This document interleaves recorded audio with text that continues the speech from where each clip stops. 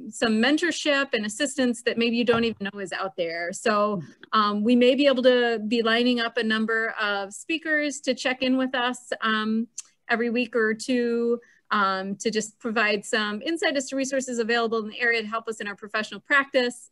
So I guess with that, Sharon, I'm going to go ahead and turn the floor over to you, and you can let us know why you're here today and what you want to share. Good. So I've emailed to Liz a whole list of information that we're going to talk about with ways to sign up for things and who to contact. So she'll send that out to everybody, but I'm going to probably review some of it with you. And then, like I said, all the details will come by email. So just a little bit about SCORE. So SCORE is all across the country, 11,000 volunteers. We're all volunteers, all different ages. Some people are retired, some are still working. We have 24 volunteers here in Northern Michigan. We do from Traverse City North, because Traverse City is a very active group. And then we do the Eastern Upper Peninsula. And right now we're doing our mentoring on telephone and email and Zoom, whatever works best. And usually we do it in person, but some people live kind of far away. And so, if they're, it's inconvenient for them to come here to Petoskey or Gaylord, where our branch is, then we try to do it by phone. So if you know people or I have people call me from Texas or New York because I have a specific expertise that they want to talk to. Just a little about myself. I was a CPA in the 80s in Ohio. And then I started running and building hotels here in Mackinac City in Northern Michigan. I stopped doing that. I still are partners in a couple, but I stopped actually running them in 2004. And then I've also had 3 or 4 other kinds of businesses during that time. So, and all of our mentors have so much experience and skill sets, and they are really in it just to help people like you. And so we're here to help people who have a business and maybe just have some questions, or we're here if you're thinking about starting one. People come to us with questions about their financial statements, or they're thinking of selling their business. They're thinking of buying a building, or maybe they're worried about their inventory or how they're marketing. It's amazing how many different questions we have. So I just wanted to tell you, so we are here because, and we partner with the Petoskey Chamber of Commerce. They take phone calls for us and schedule people with mentors.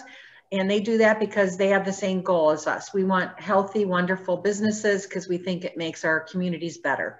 So if you know of somebody that could use some help, or, it's an hour-long telephone conversation that can't hurt you. It can only help you. And if you only get a little bit of, maybe you don't agree with some of our advice.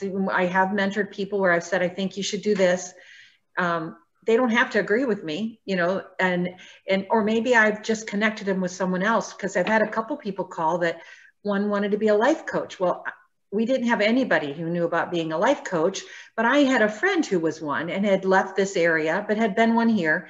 So I asked her, would you like me to see if she wouldn't mind talking to you to give you some tips? So we are sometimes a connector to somebody else or something else. So, don't ever be afraid to contact us. It's free, it's confidential, and we're here for you. And so we're all volunteers, but we also have, so I sent to Liz, as I said, all this stuff's going to be there. How you can click online to set up a time it'll send a note and somebody will call you to set up a time, or you can call directly to the Chamber of Commerce. Then another group that's up here that is really a wonderful group is called SBDC, Small Business Development Center. And they do exactly what we do. They're mentors, they're free, they're confidential. They are paid to do their job though. So they have got some really cool people who are very expert at something. So they'll do stuff like, they'll take your website and look at it for SEO, do an analysis of your website to tell you, that SEO audit thing, they'll do that for you. This is free. They'll do an SEO audit of your website and come back to you and say, okay, you need to change this here, do this because, you don't have enough of this words, or I don't know how they all do all that, but yes. So 2 questions, just before we get too deep. We obviously we're in Petoskey and Traverse City, and we have artists here joining us from kind of all over. So, you know, I'm seeing people from Petoskey and Saline, Michigan, and Boyne City and Traverse City. So you mentioned that obviously you're representing the branch that services the Petoskey area, but there's also one, a SCORE group in TC. Actually, we're all over the state, but this is the best part. It doesn't matter where you are. SBDC and SCORE help everyone. And if you go on the website, now I put the information on here, how to go on to sbdcmichigan.org, and then you click on Request Business Consulting and put in your zip code. They'll ask for some information. It will line you up with exactly who you need to. And the same thing happens with SCORE. If you go to tipofthemidscore.org and put in your zip code, it connects you with, or score.org, either one. They'll connect you with the SCORE chapter you want or should be with. They'll connect you, if you go to sbdcmichigan.org, connects you with the right people. So I've put those links in the chat as well, with the description and the phone numbers. And so all of the services from SCORE and SBDC are free? Yes.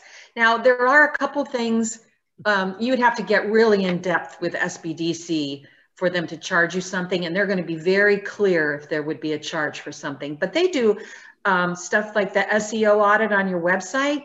They have competitors lists. They've got sales lists. They've got market analysis. You know, I'm not sure what kind of businesses you all have. Everybody's so different, but they'll design a market analysis for your business, which if you're going for financing on something, banks love to see, and it's free.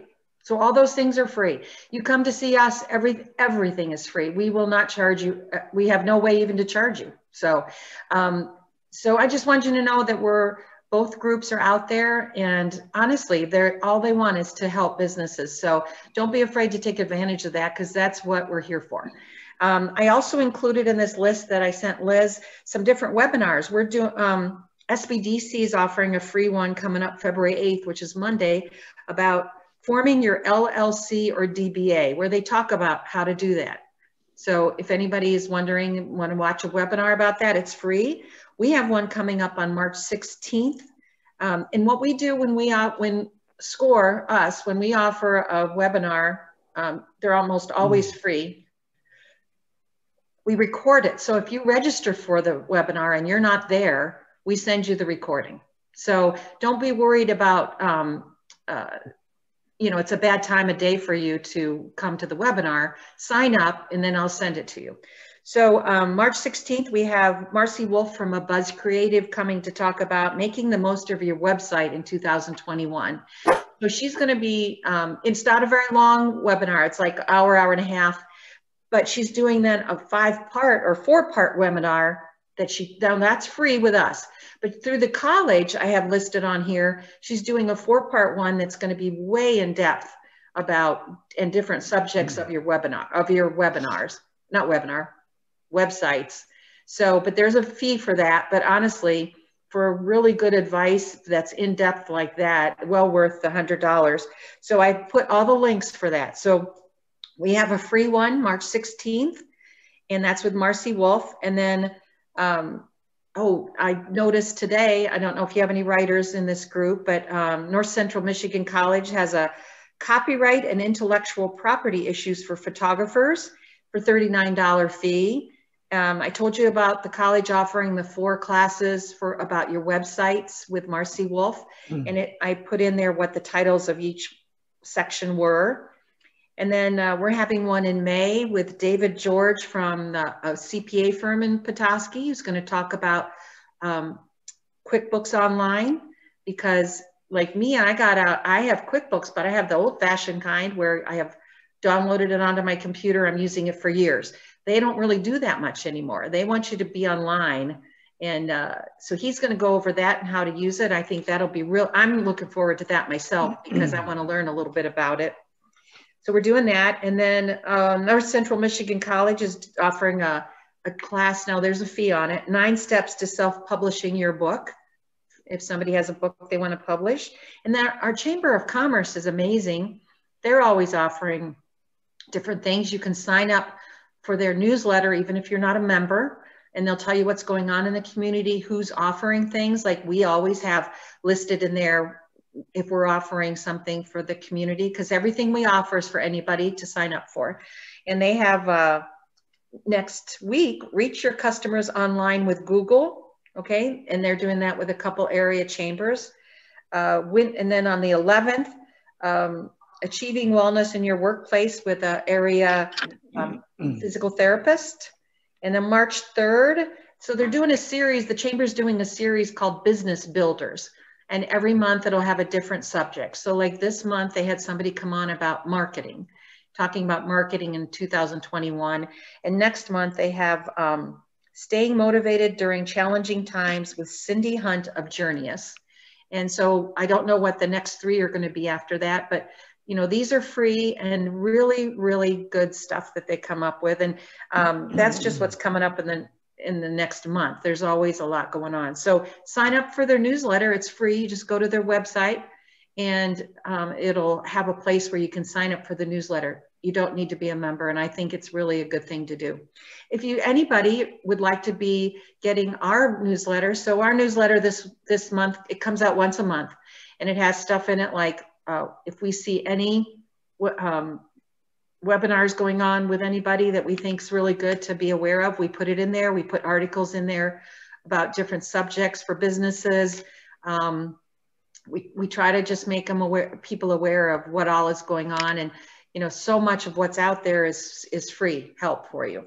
So I sent all that information in detail to Liz and then she'll send it all to you. So you don't have to worry about writing everything down. So then I thought what we might do is just cover a few things I think are important. And I know you're all at different stages in your businesses. And so some of the stuff I may talk about, you may be like, please, I'm already doing that. I already know. So, but I just thought I'd just cover a couple things. You know, some people come in and there's some people at the basic things, they don't even understand what to do. So I guess one of the first things I always ask people is, do you have a separate bank account for your business? I think that's really important to do. It makes it so easy at the end of the year to compile everything. So if you have a business, it's really easy to get one. So if you go to the bank, they mostly have, not the bigger banks, but like I was talking to Tracy Drivage, who works at First Community Bank here in Petoskey. She's one of our mentors. And we also have Tim Timmer at Citizens National Bank as a mentor. So it's really nice having two bankers as mentors because they're in the thick of it and they can help every time we need help with somebody who comes in. But anyway, she said that a lot of the smaller banks don't charge for business accounts, but what you need to bring in, if you want it in the business name, you either have to bring in a DBA that you file. And now, should I go over a DBA? You think? So what do you guys think? I have two thoughts on this. One is whether you guys really want this information, but we're also recording it because we did have some guild members who asked us if they could see this after. So in that regard, I think it's kind of nice to just cover those bases. Well, it's really quick. So a DBA means doing business as. And what you do is go to the county courthouse and you file a DBA for the name of the business you want to use. And so they'll give you a paper, you pay, it's a small fee. They'll give you a piece of paper that says you've done this. And you take that with you to the bank if you want a bank account in that name. If you also get a federal ID number, which is easy to get, you go to irs.gov and it's right there about getting FEIN, federal ID number. You can get one of those, or the bank account can just be under your social security number if that's all you're doing.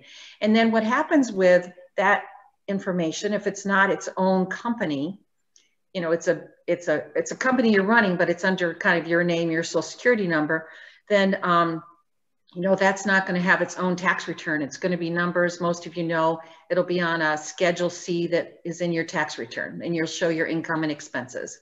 So, but it's really easy to open the bank account, and I think it's important to keep those things separate so you don't forget all your deductions too. You know, if you're paying for stuff all over the place. Now, the thing you can do is, let's say you're somewhere and you pay cash or on your personal credit card for something for your business. You can just reimburse yourself out of the business account anytime you do that. Let's say you don't have any money in the business account to reimburse yourself. You keep track of that and you can add that into the expenses at the end of the year as part of your expenses for that business. So it's not like it's still a proper deduction. So, but much easier to keep track of it if you try to keep it all in the same bank account. So I hope that helps. There's a lot of different ways people do their businesses. There's sole proprietorships, which a lot of you probably are, where you're showing income and expenses on your personal tax return. Some people want to do an LLC or a subchapter S. Now, subchapter S means you're a corporation, but you filed for a subchapter S, which means that the corporation does not pay taxes, but the any income or loss flows through to your tax return in your income section of your tax return. So it doesn't show the detail, it just has, you get what they call a K1, and it shows your income or loss, and that flows onto a line in your tax return. So a lot of people think that they better get an LLC or a subchapter S to protect themselves. And I think that if it's for something for like a bank loan, most bank loans are going to require you to sign personally anyway. All right.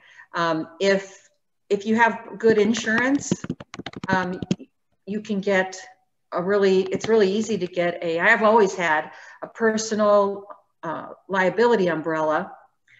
I think this year she doubled my personal liability umbrella, and it was just a little over $200.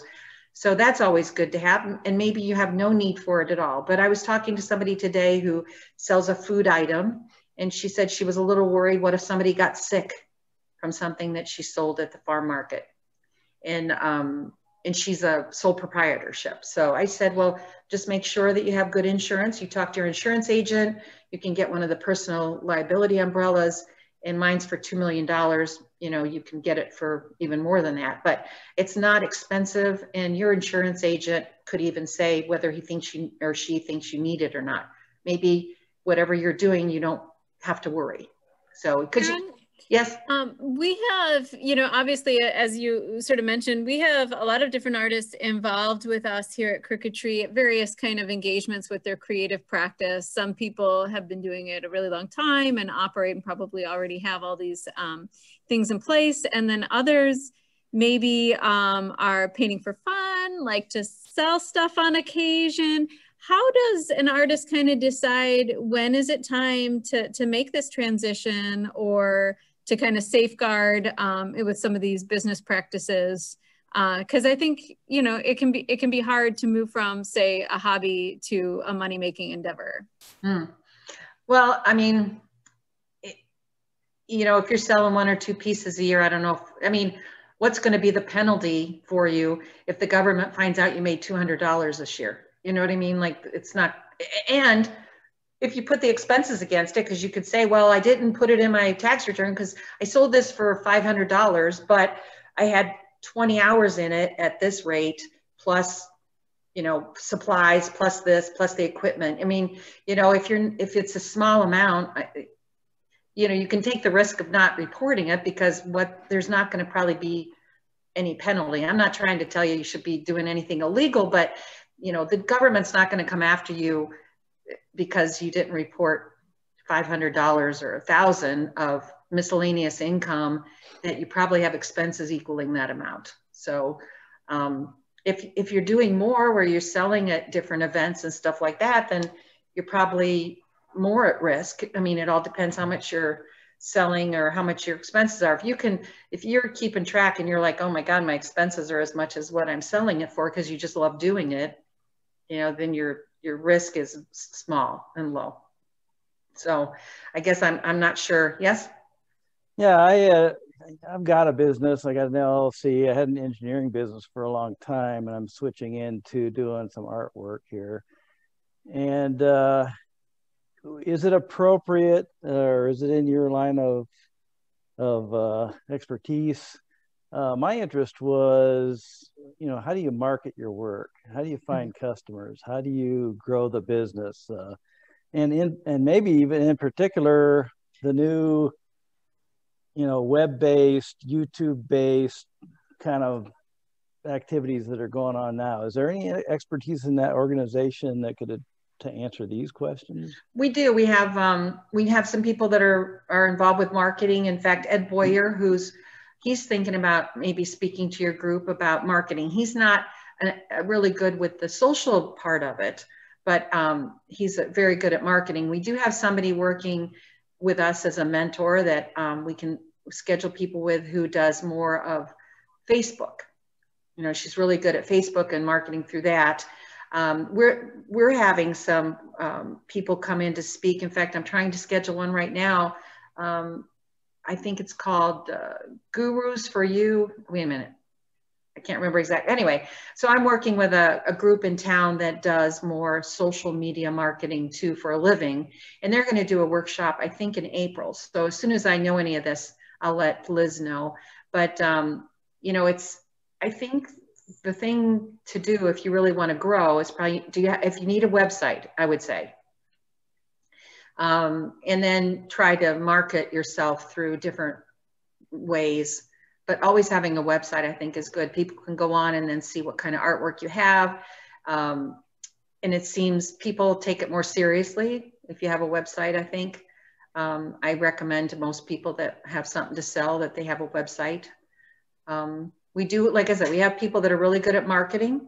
And if you wanted to set up an appointment, you can do it in the 2 ways I sent out for you guys. And we can, and tell them what you want, and they'll try to put you with that person. Now, the one that I'll have to let the office know. So the one person that's really good at Facebook, I mean, she does it for us. She does it for other people, organizations.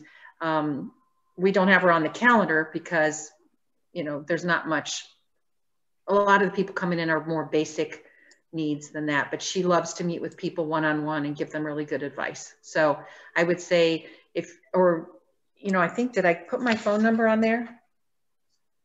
Anyway, you could always call me too, and I could set up an appointment with Kathy.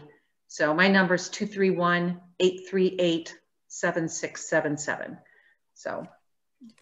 And, just from feedback we've had from previous Artist Guild meetups, I think the Facebook would be a big interest to people because that's brought up multiple times. And yeah, I think that the guru, gosh, why can't I remember their names? Anyway, she's doing a workshop for us in April, I think. I haven't set a date yet, but I think that would be fabulous for you guys to listen in on. And I think the website one with Marcy Wolf on March 16th would really be good if you can listen. And like I said, register. We'll send you the recording and you can watch it at your leisure. And I think they're very smart women who have lots of good ideas.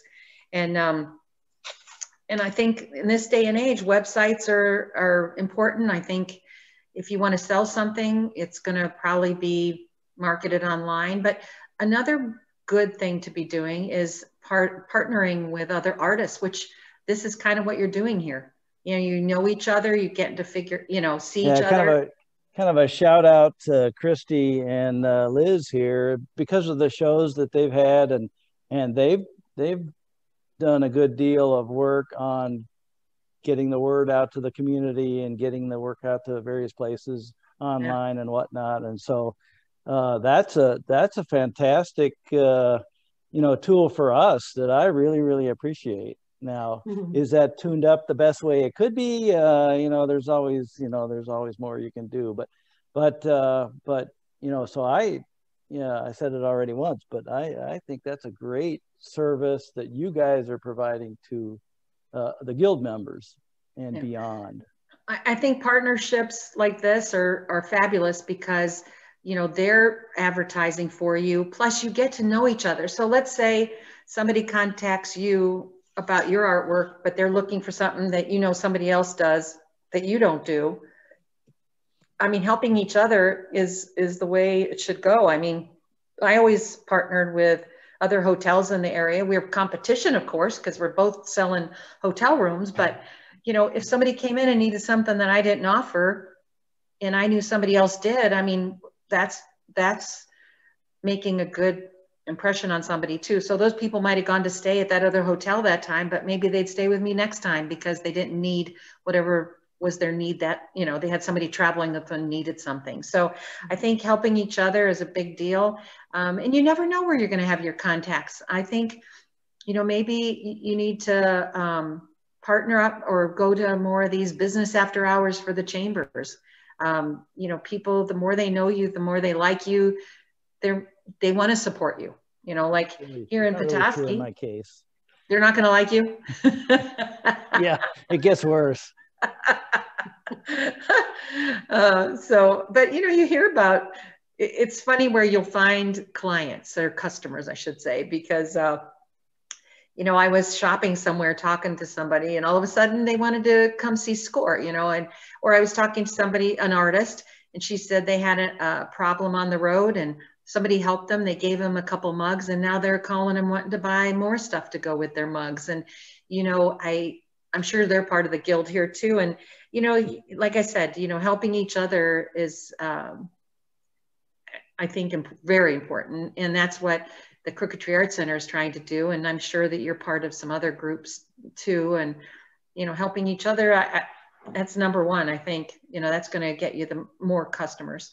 So I think, yeah, to speak to that, it really, you know, it really is networking, whether you're looking at doing this through social media or helping people on the side of the road. A lot of the marketing concepts, I think, are still really relevant. It's just they take a different form. So I know, Roger, that there's some artists that I've spoken with, and I know that there are sort of different realms of different kinds of creatives that I've met and worked with up here so far. But I think this is sort of true in a more kind of fine art context and maybe a little bit more of an academic approach. It can take 10 years. And what it is perseverance. I don't have that kind of time. Oh, please. Yes, you do. It's working on it, it's networking, and it's, you know, still sticking with your practice and making it a priority. But yeah, there's some good advice pieces to it. But yeah, marketing, you know, there's lots of ways to market, and we have mentors from all walks of life with all kinds of different experience. And we usually mentor 2 to a meeting. So 2 of us will call, at this time we're calling. So you'll have 2 of us. And honestly, I learn something from the other mentors almost every time we mentor together. There's something that comes out that I never thought of or I didn't know about. So I love that we mentor in pairs because we all learn something and you're getting different points of view. And like I said, if you only get one good idea from the hour-long meeting you have, it's worth it. It's free, it's an hour of your time. Plus you get to talk to 2 new people that maybe even you'll touch on things you didn't even think you were having questions about, because, you know, sometimes we don't know, as we say, sometimes we don't know what we don't know. So anyway, so I think, you know, you can sign up. We've got some good webinars coming up that could help you with some marketing. The college has Marcy Wolf doing that 4-part one that you have to pay for it, but I'm telling you, I think she's really going to go in depth into how to make your website more effective. You can sign up with SBDC and they'll do that analysis of your website to tell you, you know, where your weaknesses are. So, and that's free. So it can't hurt to sign up for that for sure. If you can get a free analysis and maybe you hire somebody to fix it to be the way you want it, you know, but at least you'll know what you want, because some people you hire to do a job don't always know everything the best. You know, how many times you've hired somebody to do something for you that you're like, well, I thought you probably should have done this. And, you know, we all can learn more for sure. So it's good for us to learn as much as we can so that we know we're getting what we want. So, so I think that's important. I think come to see us. And if you call me, I'll set you up with an appointment with Kathy Bardens. She runs Connecting Women in Business luncheons for the chamber. She used to work for the college. She does a lot of social work on Facebook. And, you know, I can set you up with an appointment. She's going to make you work, though. I'll tell you right now. Kathy Bardens, Kathy with a K or a C? I'm going to put her name in with a K. Kathy, and Bardens? Dins. So if you call me, She's not on the calendar to schedule. So if you call the chamber's probably going to call me or call Kathy. So you can call me. I'll call Kathy, see when, you two can set up a time, and she'll give you a phone call and you guys can work out some ideas for her to give you. She's, like I said, she's a very smart woman, but she's got lots of good ideas. She's going to give you a lot of information. I've seen her notes. So what we do is, so we meet with somebody, and then afterwards we have a database. We go in and type up our notes. So what we talked about, what we told you that might be good steps for you to take now. And then if you come back again and you don't meet with us again, or maybe you only meet with one of us, or maybe it's 3 months later and we don't remember everything, we can pull up the notes we took. Oh, and we'll send you an email too. I'm sorry, I'm jumping around here.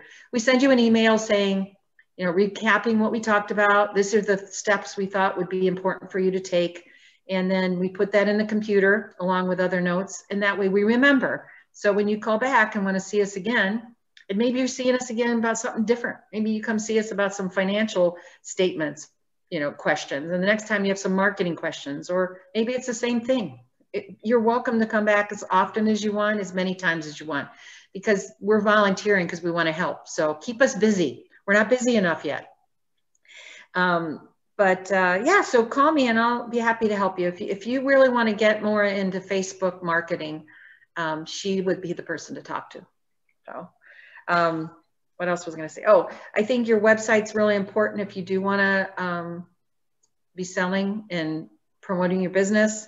And we have those websites coming up for that, and then or webinars, and then there's other people that you can hire to help you.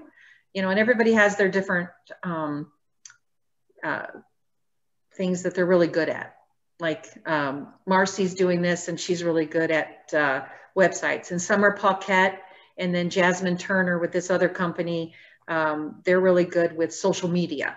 And I'm not saying that Marcy's not good at social media too, but it's not what she loves to do. So, there's lots of good people in our town that'll help you. And I'm sure that if you're not around here and you're in Traverse City, there's great people down there too. So, let's see, website, customer service, like I said, you never know what relationship you might build. You talk to somebody and they need help.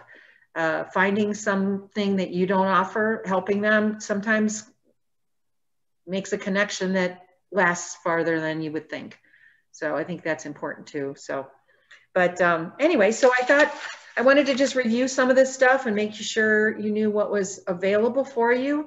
Was there some questions I could answer, or yes, Clay? Hey, so we have an accountant, right? Or an account. Would you suggest, like, if you're getting into more like small business and you start to expand, that's one thing you would look at someone doing?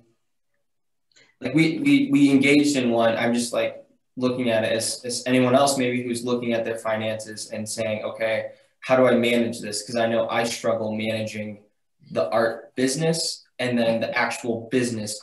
So to me, having someone who can do that, and like I just give them my expenditures at the end of the year and they do the thing and they tell me what I owe them and I'm done. Like, is that something? I mean, I obviously think we need to understand what's going on, but like, would you recommend that to people who are starting to get out a little bit bigger?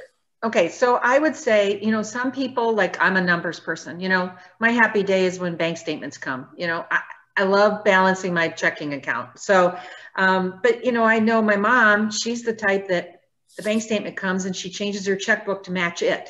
You know what I mean? And I'm like, oh my gosh, you can't do that. Some of us love numbers, some of us don't. So if you're an artist and don't want to do the books kind of thing, you're probably smart to pay somebody to, you use your bank account for the business and you give it to them to input into whatever they want, a spreadsheet, QuickBooks. You can just do an Excel spreadsheet from a checking account, from a checkbook, and figure out your numbers at the end of the year. And if you have stuff outside that a checking account, you just keep a list and they can put it all together for your tax return.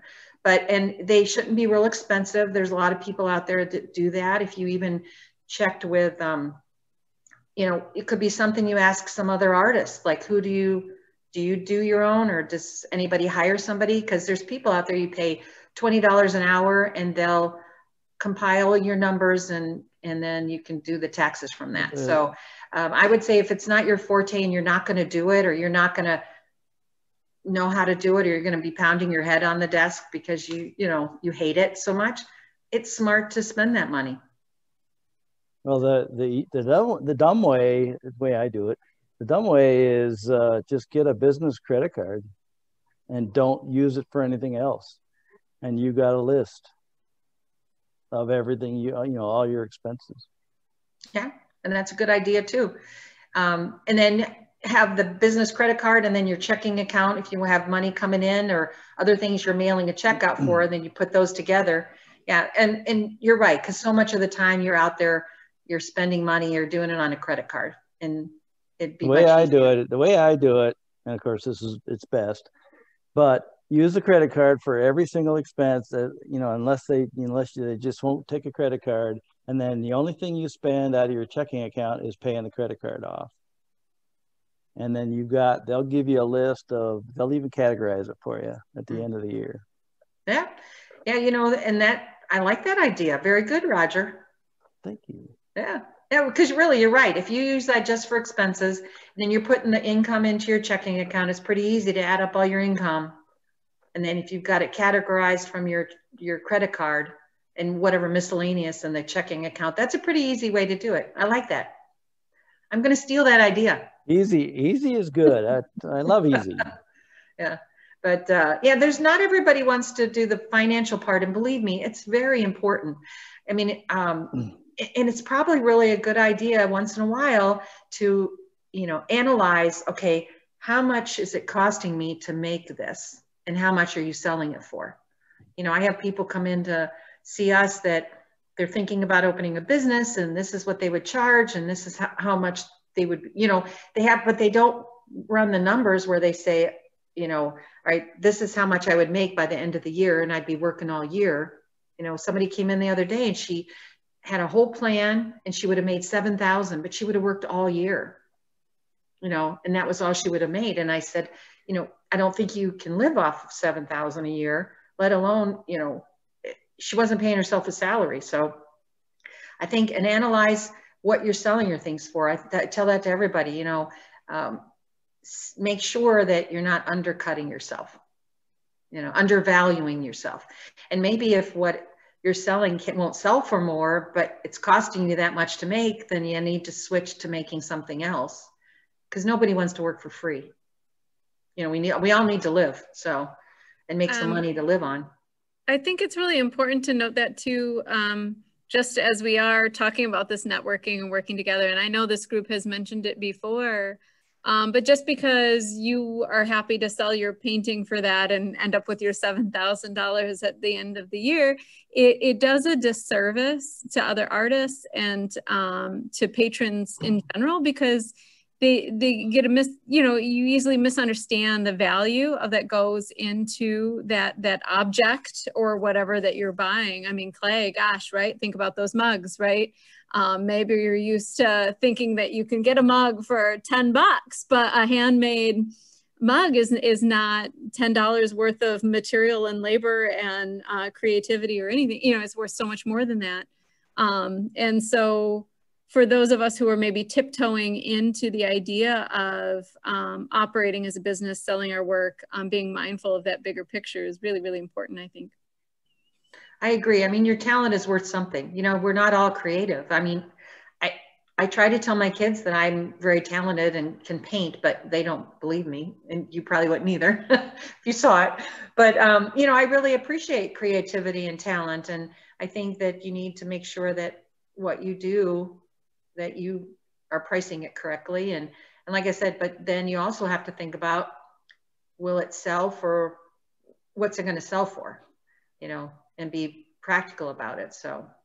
Yeah, absolutely. The market is still going to dictate that. I mean, being at the art center, maybe Christy gets it too. People will ask, well, what is this worth? And it's a hard thing to assess, but at the end of the day, the market still dictates that. So if your mug, your painting, whatever, would cost you, you know, $5,000 to justify its creation, but doesn't sell for $5,000, doesn't mean there's a buyer for it at $5,000, right?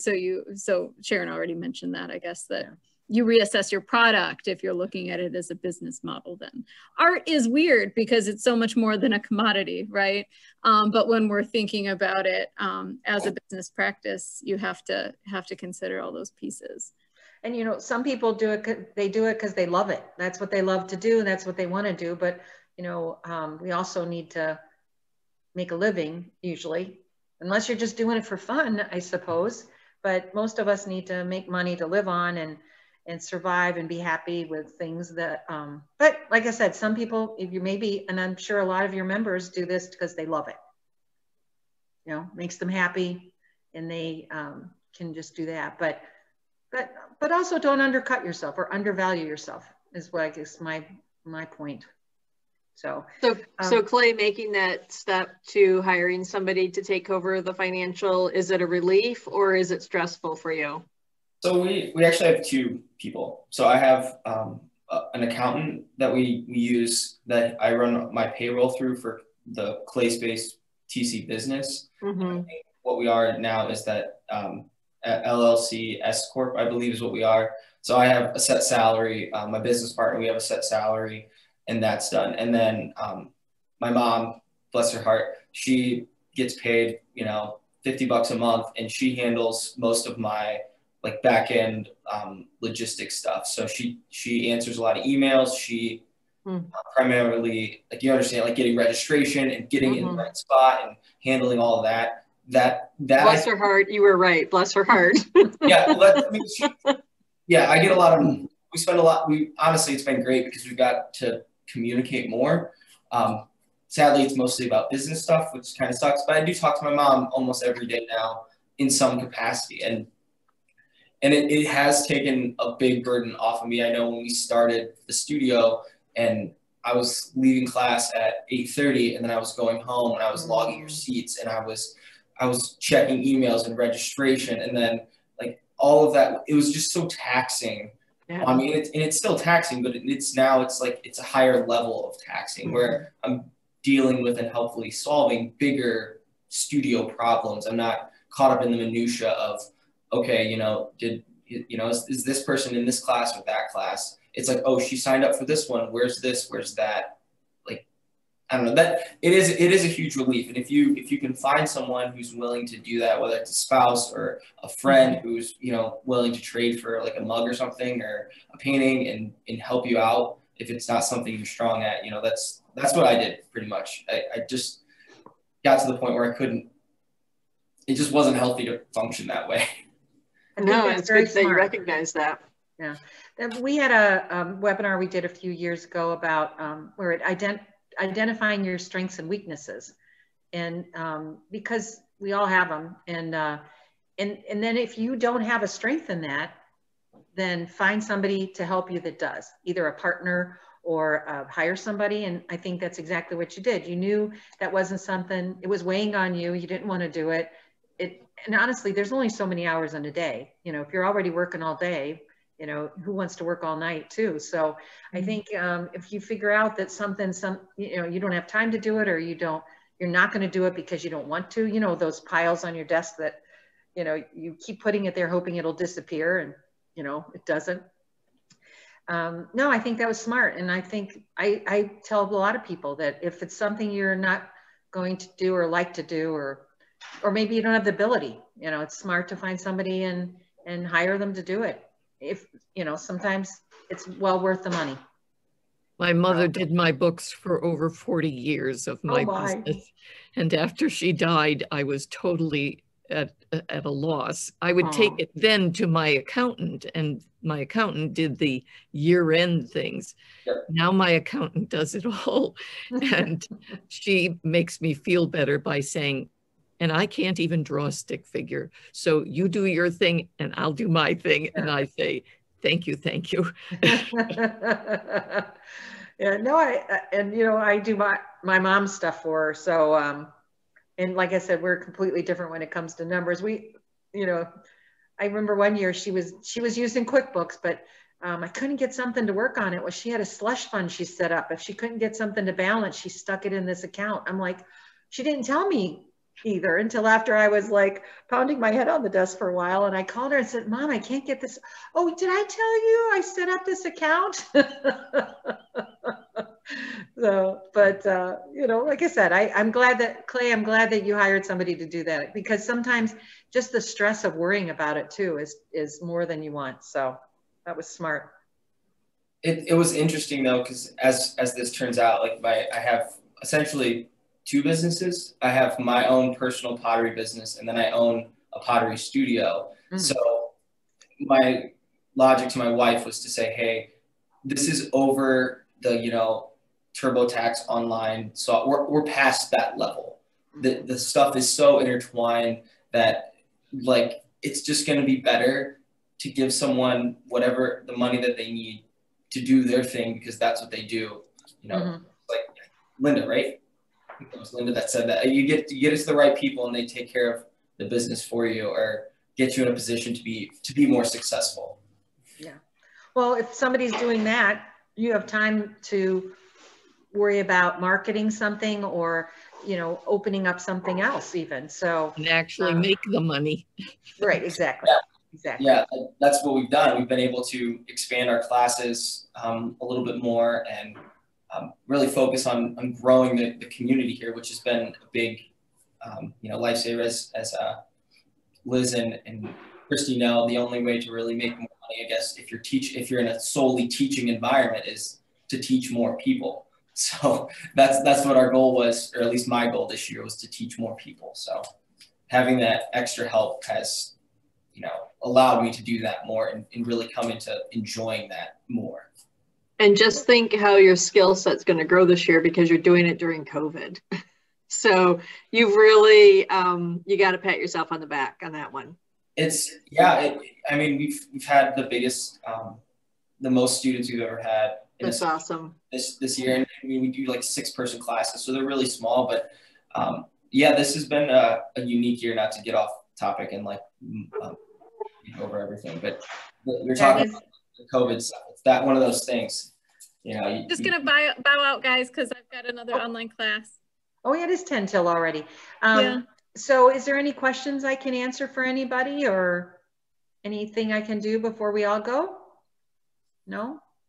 No, please. No? Thank you. Clay, I was wondering, so what studio are you doing classes out of in Traverse City? So my business partner, Phil Wilson, and I, we own Clay Space Traverse City. Okay. Just all we do is pottery. So we've done some classes with Christy over at Crooked Tree in town here. Okay, and you know, try to partner as best we can, but we really teach adults for the most part. Wheel throwing and hand building techniques. Okay. We do have a recorded coffee at 10 on our website where Clay came on and talked about his business. So you can always go back and listen to that. Yeah. Before we leave, does anybody want to share anything that they're working on? I kind of feel like in a second I'm going to see Juanita light up, because I know she has something to share. I don't know if you can though, Juanita. Maybe not. Maybe she can't. But if you have something you want to share before we sign off today. Maybe next time. Oh, next time. Yeah, that sounds good, Juanita. Okay. Roger, what are you holding up? Remember a couple times ago, I was trying to bring up this Merkaba, which is this is a terrible picture. We got to keep it still so the camera. Well, but is this 3D printed? It's a two-step process, and actually this is sterling silver, and I wrote the software that created the geometry in three-dimensional space, and I sent the object file to a 3D printing outfit in Belgium who printed this in sterling silver. And what they do is they print out a model of this, not in sterling silver, and use that to make the cast. Okay. So then they have the cast, or they have the mold, I should say. They have the mold, and then they pour sterling silver into the mold. So a Merkaba is an ancient religious symbol from 2,000 years. he has started a jewelry line with his photography, and he's been using the Etsy platform to sell it. So that's a fairly simple way to get into marketing something like a piece of jewelry. And then he just ties that to his Facebook feed. And Instagram. He's a very savvy social media guy. And for him to market something like just the jewelry, he thought that Etsy was the most easiest way to start that up, because you can get a whole payment system tied into that and everything. So you might look at that as a marketing platform. So is he doing well at that? I mean, is it? I don't know if he's doing well or not. It's something just, you know, he's always trying to figure out a way to broaden and enhance his web presence. He does a lot of webinars. He markets a lot of his, you know, prior to COVID, he was doing a lot of travel workshops. So all that was marketed through, you know, Instagram and Facebook and phones. He sort of like carved out a niche as an iPhone photographer. So as a model, you might want to look at his stuff. It's Dan Burkholder, Burkholder. And his site for his jewelry, I think, is called Wee, W-E-E Gold, like the Irish wee, for like wee bit of, you know, dram of this or that. Okay. Yeah. Anyhow, it's an easy way to do it. Yeah. Etsy has not been something I've heard much about. So that's interesting that he's been having good luck on there. Yeah. That's good. Yeah. Lots of Well, he already has a big following on social media, so that might be why. And I don't know what his volume is, but it was just sort of a whim to take some of these images that he had and turn them into jewelry. They're little cameos. There's brooches, there's bracelets, and there's earrings, basically. Okay. Yeah. Okay. I just shared his website, and you can see the pieces. They're really lovely. Yeah. Oh, okay. Yeah, Yeah, actually, really and then I have a personal. I got one for Nani for Christmas because it was from Cuba. He had Cuba pictures and Croatia pictures, and we've been both of those places. We were in Croatia with him, so it was sort of, you know, a nice tie-in. I've had friends, and Clay, you may weigh in on this. I've had friends who have left Etsy, and now they're doing their own website. But I think Etsy serves a purpose almost for a launching point. I don't know, Clay, if you've had any Etsy experience. I got overwhelmed. You got overwhelmed? Well, it's not a bad place to start. I just was like not in the mindset to sell stuff when I started it. So then, and I already had a website from graphic design. So I had a web presence profile, all that stuff already. So, I mean, if you look at my website 3 years ago or 5 years ago, it's still this graphic design centered thing. So I was able to transition it. But I would encourage anyone. I have a friend who sells vintage books on eBay and Etsy, and that's part of it. And it's just a really good, simple way. Upload an image, write a description and a price, and it's there. And you don't have to know much more than like that. And that's what I would encourage. If you're looking to go, like, not sure if you want a full website yet, but you can tie it all together, that would be a really, really good option. I already had the website end, so I was really trying to figure out a way to actually sell pottery. And I read into it, and I got started, and I think I probably started building an Etsy profile 3 times. And I'll just go back and I'll add something, and then I'll be like, well, this isn't the right thing. And I just didn't feel like I was mature enough to sit down and do it at the time. So it's sort of the same problem as doing your own books. It's like, that's not making art. No, it's not fun. It's not fun. And I'm not a writer. I can talk about my stuff, but they don't want like video descriptions of every piece that I put on. They want a written description, and I don't write particularly well. So sitting down and writing a description for each of these things was more intimidating. And because it was intimidating, it became overwhelming. And once it gets overwhelming, you just shove it aside and figure out a different way to do it. And, you know, that's kind of how that has went. So Roger, I think you have to come to our spring art market and dabble in selling some of your pieces. I was wondering, maybe you should poll all your guild members and ask them what's their best way that they market their, you know, where do they sell the most and how do they market their artwork, and share it with everybody, because, you know, I love hearing that Etsy is that good for somebody selling art kind of stuff. But, you know, I would poll everybody and ask them for what works for them and what doesn't work for them, and see if you can compile some information for all your members, because that's really good advice right there. Yeah, like it is. Roger. I mean, maybe he wants to look into Etsy. This is sort of a side note, but I got to say it because I got Christy's attention, is like the art market, for example, and our other photographers here. So let's say I'm in the category of a photographer, except it's not, but it's digital out. It's a digital output, like a JPEG output. So if I took a sample of 1 or 2 pieces, you know, I'm not limited by the number I can sell. You know, you can, the photographers can make another print or have another print to canvas, mounted, ready to hang. But you just send it over to the guy. You just send it over to Veda Color and they'll make another one. So if there was a way to have sample product, let's say at the art market, but yet take orders for, I don't know if that's up to me or up to you, or how, we need an avenue to take orders that we would deliver on afterwards. Yeah, so you and I can talk later, but I think and Clay, you've done art markets too, so feel free to jump in. I think the appeal to that is it's something you can purchase and take right with you. Yeah.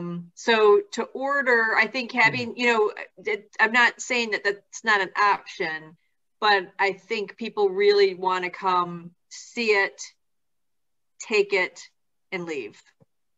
They want the experience of being there to have it. It's more of an impulse. To art fairs. So if I made 100 of these in sterling silver, you get you got a pile of money kind of at risk, and if everybody thinks they stink, right? I'm going to eat them.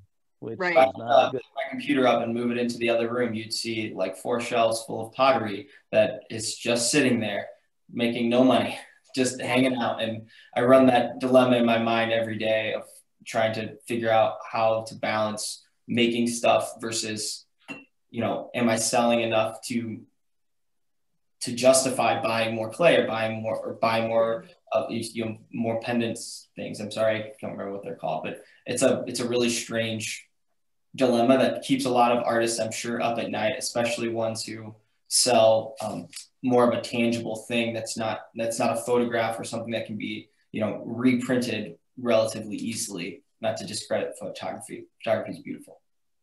Well, even retail stores have that same issue. They have shelves full of stuff that doesn't sell. So, it's a risk. See, that's the problem. Like, if everything's being bought on Amazon, they don't have that problem anymore. I still have that problem at Paperworks. I have a basement full of paper that I'm struggling to turn into to sell. So it's okay. All right. Raw material. Okay. It's like finished working material. It's a tough thing. I don't know. It keeps me up at night trying to figure out what to do with my overstock. And all right, so Clay, let's talk offline, but why can't we have those papers for like a bookbinding class? I can make that happen. Let's talk afterwards. See, this is what this is all about. The juices are flowing. I love brainstorming sessions where people try to figure out what to do with something. That's important. This is a great group for doing that. You're going to help each other. So I love it. Well, if the Artist Guild has another session, we should have something along these lines to maybe let's hear other people's experience. What are their techniques? What are their processes to get this thing worked out?